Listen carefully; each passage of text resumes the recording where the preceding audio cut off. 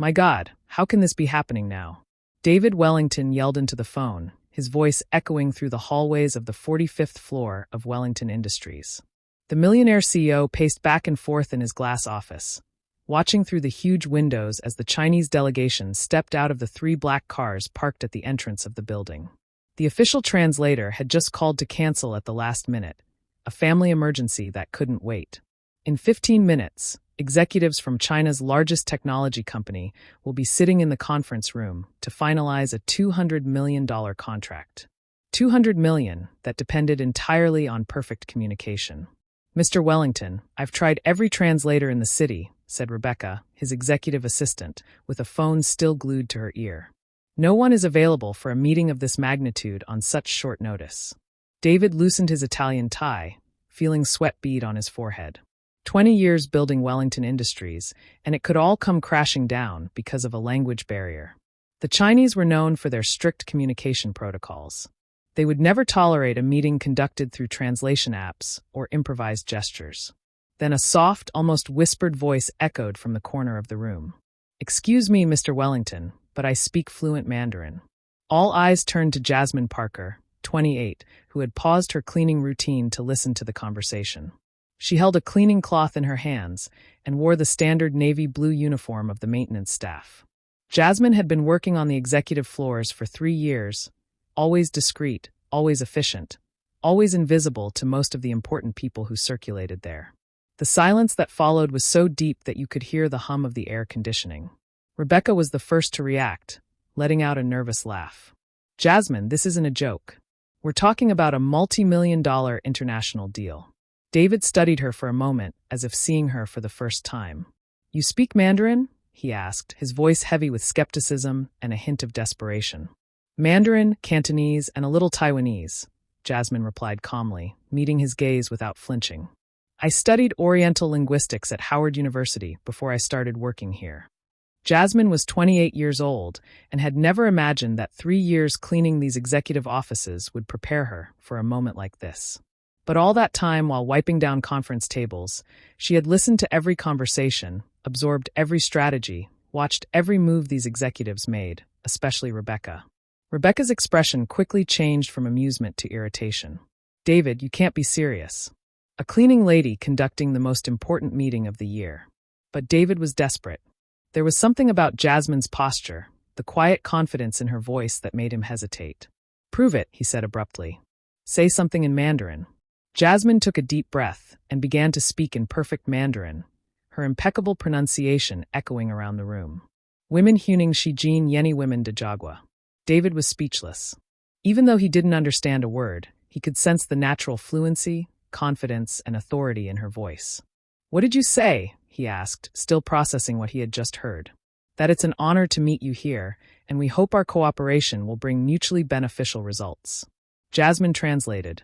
"It's a very respectful standard business greeting in Chinese culture." Rebecca crossed her arms, clearly uncomfortable with the direction the conversation was taking. "David, think about it. What will the Chinese think when they see that you brought a cleaning lady to an executive meeting?" At that moment, a memory flashed through Jasmine's mind like lightning. 6 months ago, she had found Rebecca in the executive bathroom, crying on the phone, talking to someone about that black girl who hangs around the important meetings. At the time, Jasmine had pretended not to hear, but she had remembered every word. For a moment that seemed like an eternity, David watched Jasmine. There was something in her eyes, a deep intelligence, a quiet dignity that contrasted sharply with the way everyone treated her on a daily basis. For 3 years, she had cleaned these rooms, listened to these conversations, absorbed more about the workings of the company than many executives. "You have 20 minutes to get yourself together," David finally said, ignoring Rebecca's shocked stare. "Put on something appropriate and meet me in the conference room." As Jasmine hurried out to get ready, Rebecca whispered furiously, "You've completely lost your mind. When this backfires, it will be the end of your career." But David wasn't listening.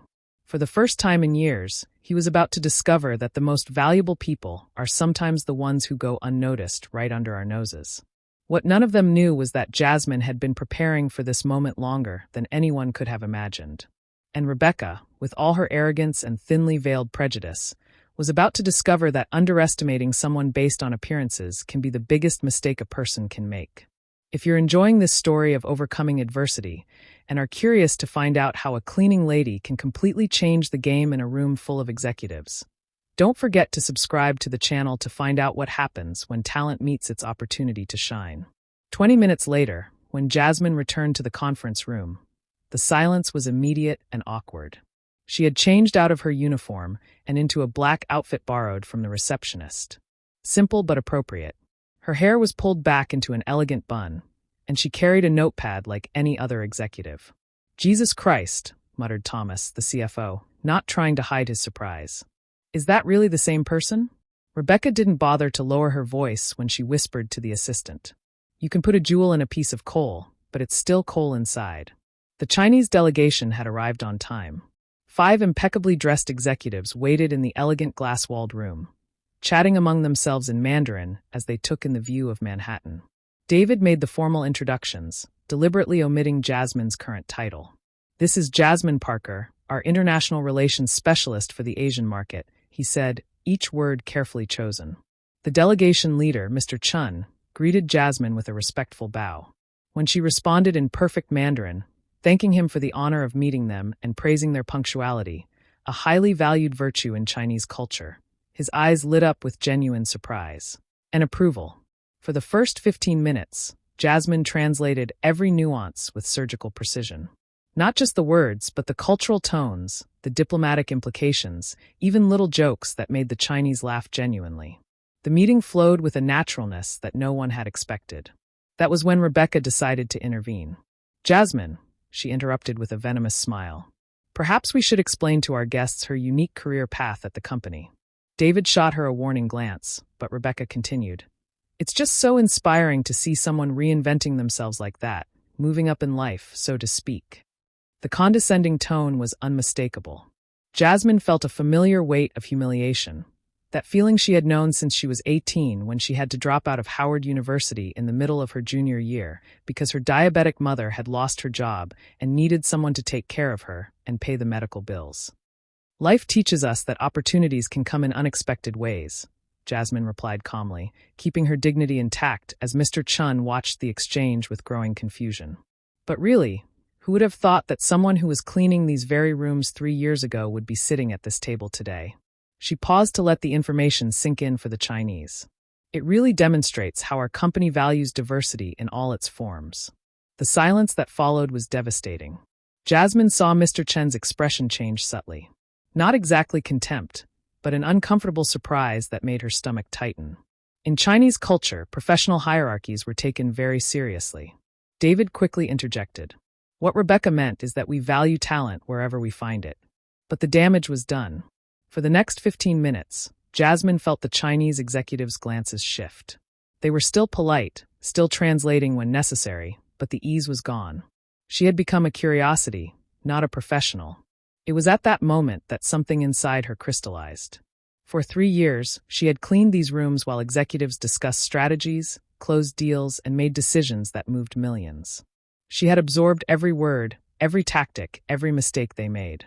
Especially Rebecca's mistakes, like the time Rebecca lied about quarterly sales figures to impress a client, or when she took credit for a project that was entirely developed by a subordinate who was later fired for budgetary reasons, or when she used confidential information for her own personal negotiations.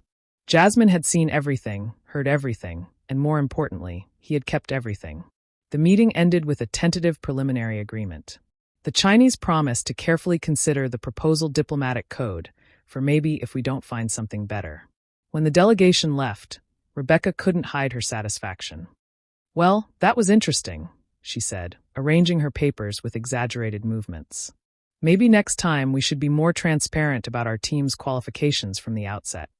David was visibly furious, but before he could respond, Jasmine rose calmly. "Rebecca," she said, her voice soft, but laden with a new authority. "Mr. Chin mentioned something interesting before he left." Rebecca raised an eyebrow. "Oh, really? Like what?" "He said he was impressed with my fluency, but confused by the hierarchical dynamics of the meeting." Jasmine paused, letting the weight of her words sink in. "He asked if I could call him later to clarify some cultural aspects of our presentation." Rebecca's expression changed subtly. What aspects mainly why the person responsible for translation wasn't introduced as the lead negotiator, considering that in their culture, whoever speaks the language automatically assumes the position of authority. Jasmine smiled softly. He said he'd like to better understand our organizational structure before making a final decision. Rebecca's face padded slightly as she processed the implications. For 3 years, Jasmine had been invisible. But invisibility, she was about to discover, can be the most powerful weapon of all, especially when you've been watching, learning, and preparing for the right moment to step out of the shadows. What Rebecca didn't know was that every insult, every humiliation, every attempt at sabotage was only fueling something far more dangerous than simple resentment. It was creating a strategist who knew every weakness, every secret, every lie that circulated through those corridors of power. 2 hours after the disastrous meeting, Jasmine was back in her navy blue uniform, pushing her cart through the executive hallways. But this time, every move was calculated. For 3 years, she had mentally mapped every important conversation, every whispered secret, every document left carelessly on desks, especially Rebecca's. "Look who's back where she belongs," Rebecca commented loudly enough for all the executives in the hallway to hear as she chatted with Jennifer from accounting. "After that pathetic charade today, at least we know where everyone really belongs." Jasmine continued cleaning, but her hands moved automatically as her mind registered every word. Rebecca had no idea that during those 3 years while cleaning her office, Jasmine had seen personal emails left open, phone conversations about contract manipulation, and most importantly, those documents Rebecca hid in her bottom drawer. Documents about unfair competition against smaller companies. "You know what bothers me the most?" Rebecca continued, clearly showing off to Jennifer. "David actually thought that a cleaning lady could save a $200 million deal, as if 3 years cleaning bathrooms qualified her to sit at the table with real executives." It was at that moment that Jasmine's phone vibrated discreetly. A message from an unknown number, but in Chinese characters, she recognized immediately. It was from Mr. Chen. "Ms. Parker, I would like to talk to you privately about our company and your future opportunities. Could we meet tomorrow at 10 a.m. at the Mandarin Cafe on 42nd Street? I have a proposal that may interest you." Jasmine's heart raced. This wasn't just about translation. It was about so much more. During the meeting, she had realized that Mr. Chen was evaluating not only her linguistic fluency, but her business acumen, her poise, her dignity under pressure. That night in her small Brooklyn apartment, Jasmine opened a file on her computer that she had been building for 2 years. It wasn't paranoia, it was preparation. Every company has its dirty secrets, and 3 years invisible in the corridors of power had given her access to information that could rock foundations. The file titled Wellington Industries Irregularities contained 63 pages of meticulously collected evidence, printed emails that Rebecca thought she had deleted, call logs recorded by the security system when she worked on weekends, and most importantly, photos of documents proving how Rebecca had deliberately sabotaged 3 contracts with companies run by Black people in the last 18 months. Jasmine had seen Rebecca lie to clients, take credit for projects developed by others, and most importantly, use her position to block promotions for employees she considered inappropriate for the company's image. The next day, at 10 o'clock sharp, Jasmine arrived at Café Mandarin, wearing a simple but elegant outfit she had bought with her first college savings. Mr. Chun was already waiting, accompanied by an elegant woman who introduced herself as Lisa Wong, the group's vice president of international development. "Miss Parker," Mr. Chin began in English, but then switched naturally to Mandarin. "Yesterday I observed not only your linguistic fluency, but something much more valuable, your composure under undue pressure." Lisa leaned forward. "Our company is expanding operations in North America. We need someone who understands both Chinese culture and American business dynamics. Someone who has observed how business really works from the inside. And someone," Mr. Chin added with a knowing smile, "who has the dignity not to bow down to small people in big positions." For 2 hours, Jasmine spoke fluently about market strategies, cultural differences in negotiations, and especially how American companies often underestimated the sophistication of Asian investors. She subtly mentioned a few irregularities she had observed at competing companies without naming names. When Lisa slid a business card across the table, Jasmine read, "Parker and Associates International Consulting." Below that was an annual salary that was 5 times what she earned at Wellington Industries. "Consider our offer," said Mr. Chun, standing up. "But we have one specific condition. We'd like you to start by helping us investigate certain discrepancies we've discovered in Wellington Industries contracts. Apparently, there is evidence of questionable practices that violate federal international trade regulations." Jasmine held the card with steady hands. For 3 years, she had been treated like furniture. Now, 2 of Asia's most brilliant business minds were offering her not just a job, but a strategic alliance. "There's an emergency meeting at Wellington Industries tomorrow," Lisa said quietly. "We've learned that the Chinese delegation has filed a formal complaint about contract irregularities. It might be worth your while to attend." That night, Jasmine called her mother. "Mom, remember how you always said that patience is a smart woman's most powerful weapon?" "Of course, honey. Why?" "I think I finally understand what you meant." As she hung up the phone, Jasmine looked out her apartment window at the Manhattan skyline. Tomorrow, Rebecca and all of Wellington Industries would discover that 3 years of invisibility had created something far more dangerous than a resentful employee.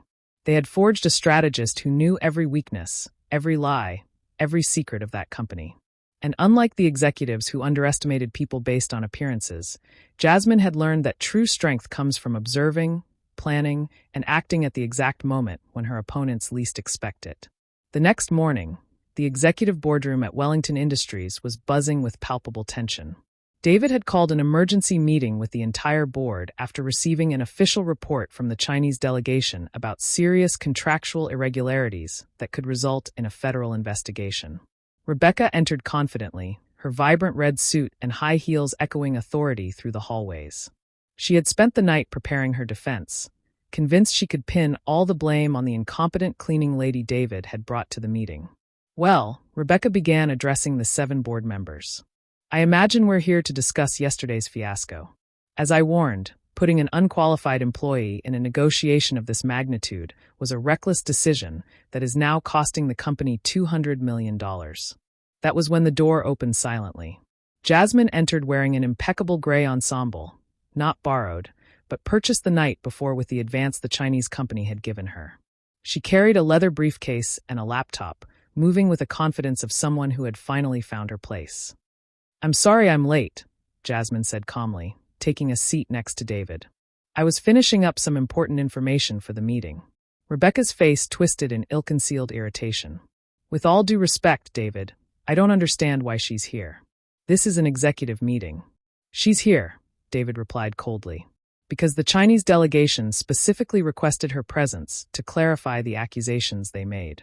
Jasmine opened her laptop with calculated movements. "Mr. Chun approached me yesterday afternoon with some specific concerns about Wellington Industries' contracting practices. Apparently, they had discovered evidence of bid rigging and sabotage against competing companies." "That's ridiculous," Rebecca exploded, her tone rising an octave. "What kind of evidence could a cleaning lady have about executive operations?" The smile that crossed Jasmine's face was soft but devastating. "The kind of evidence you gather when you're invisible for 3 years and people talk in front of you as if you don't exist." Rebecca's expression changed subtly, the first spark of real fear crossing her eyes. Jasmine connected her laptop to the projector. The first image that appeared was an internal email from Rebecca to a client dated 6 months ago.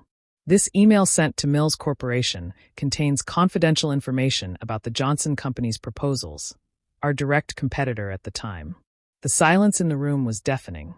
Rebecca tried to interrupt, but Jasmine continued relentlessly. This second document shows how Rebecca deliberately inflated the costs of projects led by Black and Latino employees, forcing cancellations that she then attributed to the incompetence of those responsible. The screen showed spreadsheets with obvious alterations, internal emails, and security system recordings.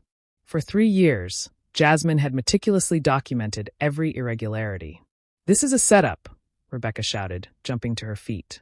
"She's fabricating evidence to get revenge because I exposed her true position in the company." Jasmine remained calmly seated.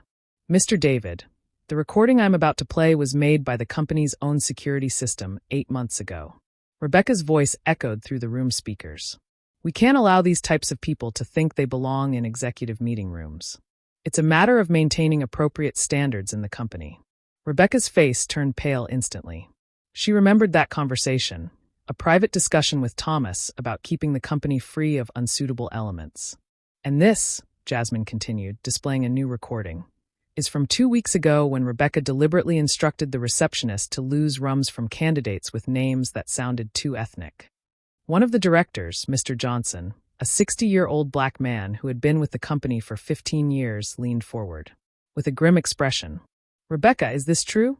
"Aye, that's out of context," Rebecca stammered, sweat beginning to form small beads on her forehead. "You don't understand the pressure I'm under to maintain company standards." "Company standards," Jasmine said softly, "include ethics, integrity, and compliance with federal anti-discrimination laws, all of which have been systematically violated over the last 18 months. David turned to Rebecca, his expression stony. "You have 30 seconds to explain why you shouldn't be fired for cause," and reported to the district attorney. Rebecca looked desperately around the table, searching for an ally, a sympathetic face. She found only looks of disapproval and disgust. "You're making a terrible mistake," she whispered, her voice breaking. "She's just a resentful cleaning lady who David interrupted authoritatively, "is our new director of international relations, and you're fired?" The silence that followed was absolute. Rebecca remained standing, swaying slightly, processing that her 15-year career had ended in a matter of minutes. "Your access credentials will be revoked immediately," David continued. "Security will escort you to collect your personal belongings.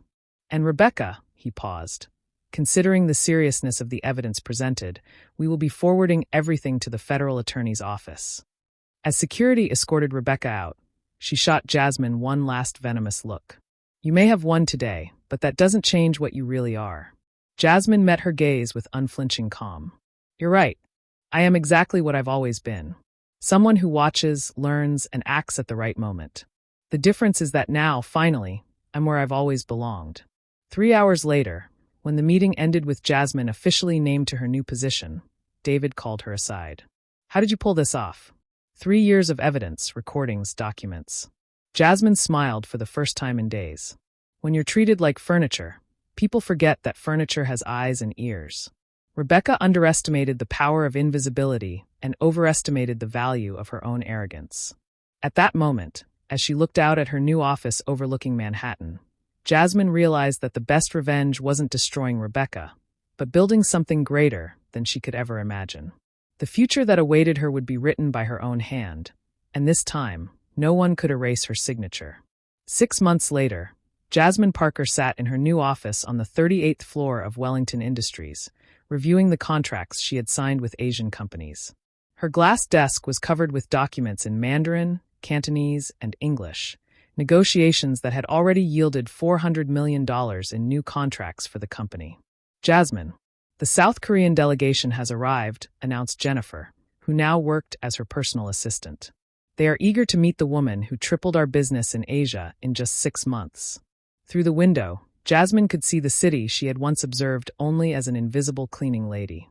Now, as Director of International Relations, she had become one of Manhattan's most respected executives. Her annual salary of $300,000 had allowed her mother to receive the best treatment for diabetes, and she had been able to complete her master's degree through an executive program at Columbia University. "What about the Forbes meeting next week?" Jennifer asked, consulting her busy schedule. "Confirmed," Jasmine replied, adjusting the navy blue blazer she wore. "Not out of obligation, but by choice. They want to talk about my inclusion on the list of the country's most influential young female executives." Across town, Rebecca sat in the small apartment she had rented in Queens after being evicted from her Manhattan condo. Medical bills for psychological therapy piled up on the coffee table, along with dozens of rejection letters from companies where she had applied for jobs. The federal investigation into her discriminatory practices had resulted in a $50,000 personal fine and a 5-year ban from holding executive positions at companies with federal contracts. Her name had appeared in every major business newspaper as an example of toxic leadership, making her virtually unemployable. That morning, she had seen Jasmine's photo on the cover of Business Week magazine, smiling confidently alongside Chinese executives with a headline, "The Translator Who Revolutionized International Business." The irony hit her like a slap in the face. Back at Wellington Industries, David had called a meeting with the entire board to announce the exceptional results for the semester. "Jasmine Parker not only saved our deal with the Chinese," he declared to the roomful. She opened doors to markets we never thought possible to penetrate. Mr. Johnson, the same black director who had witnessed Rebecca's downfall, stood up to give a short speech. In my 40 years in corporate America, I have rarely seen a transformation as dramatic as the one Jasmine has brought to our company. She has proven that true talent has no color, no social class, and definitely does not hide behind prejudice. The audience applauded enthusiastically as Jasmine remained modestly seated, remembering the woman who used to clean that same boardroom just 7 months earlier. That night, in her renovated apartment on the Upper East Side, Jasmine received a call from her mother. "Honey, I saw your interview on television today. You spoke so well about second chances and perseverance."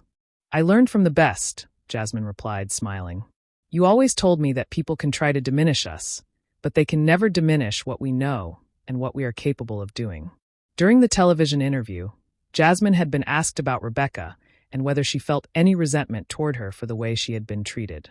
Her response had been precise and elegant. "Rebecca gave me the greatest gift anyone could give. She showed me exactly who I didn't want to become. Her arrogance and prejudice taught me that true power comes from lifting others up, not stepping on them."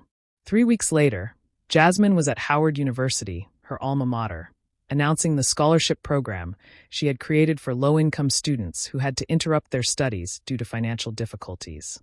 "No one should have to choose between taking care of their family and pursuing their dreams," she told an audience of 500 emotional students. The Second Chance program, funded in part by her own salary, had already approved 20 full scholarships for the coming semester. Rebecca, watching the ceremony online in her small apartment, turned off her computer with tears in her eyes.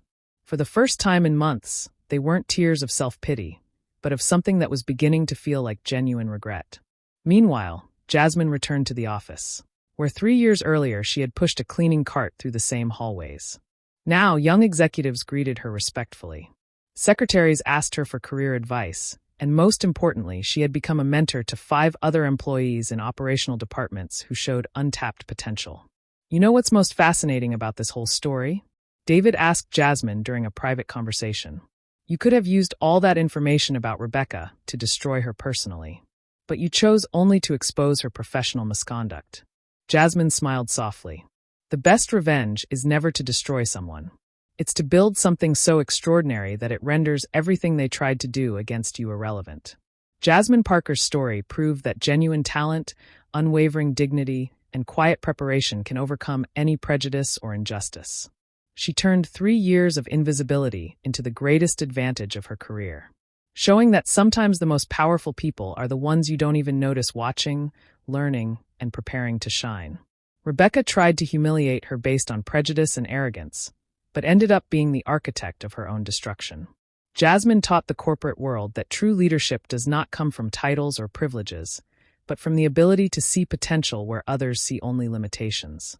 If this story of overcoming adversity and justice touched your heart, don't forget to subscribe to the channel for more stories that prove that in the end, talent and dignity always find their way to the top, no matter how many obstacles are put in their path.